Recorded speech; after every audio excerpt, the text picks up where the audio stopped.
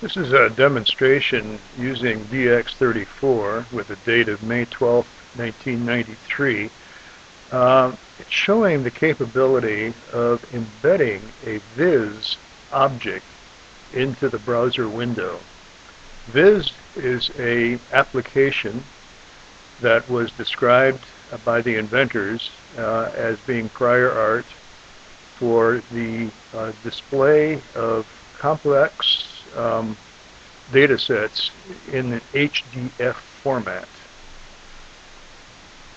What the modification that we'll be making is simply to change a file called plot.v in order to have it embed different information in the Viola web browser window, the different information being the object that is used by the Viz viewer. So we're going to open a new terminal window and just go to the home page, CD Home Way Viola. This is on our client workstation. And we're going to invoke the Viola browser by the run.www script. And in order to get to the modified file, we actually have to enter in the line in the URL location to go to, across the network, to go to the server, the NFS server called Stanford Home, which is where we've got the modified information as well as the binary that's going to be utilized for the display.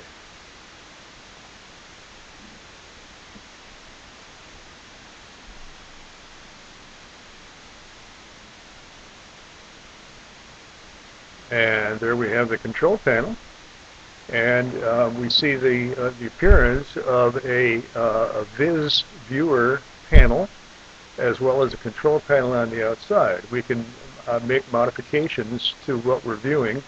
We can actually zoom in a bit to get more information. There we're seeing a portion of a head. That's the three-dimensional voxel-based database that we're actually manipulating. And we can do the usual things, manipulate the viewing prism to get different orientations and to go in and slice different parts of the HDF database.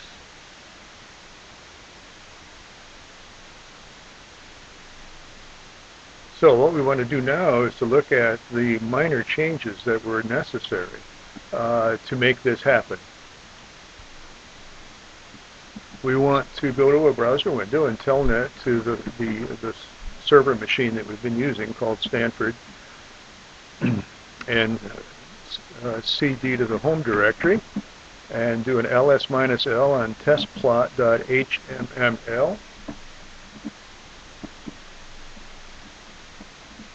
which we'll see is a completely different date from the original code set that we were working with, and also an ls-l on plot.v, and finally the HDF dataset that we've been using, ls-l head _small.hdf.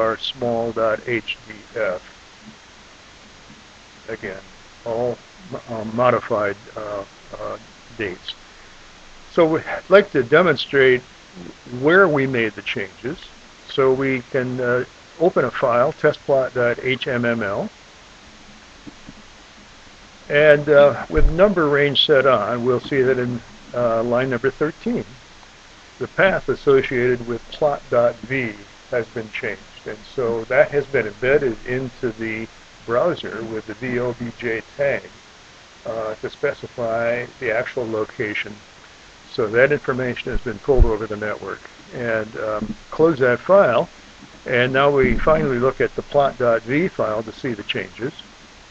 And with the line numbers turned on, line 366 shows that we have a path change from which we're going to get the information. And 416 and 425, what we've done is comment out one existing invocation of start client and put a new one in, and at line 424 The important arguments to note that we've added is we're specifying different arguments, we're specifying a window ID, and also the location of the HDF movie location. So in summary, we've demonstrated that it's possible to take virtually any kind of a media object and with minor modifications to the controlling files, something that anyone of ordinary skill in the art could have done at that time, demonstrate a whole variety of media elements that can be manipulated by the Viola web browser.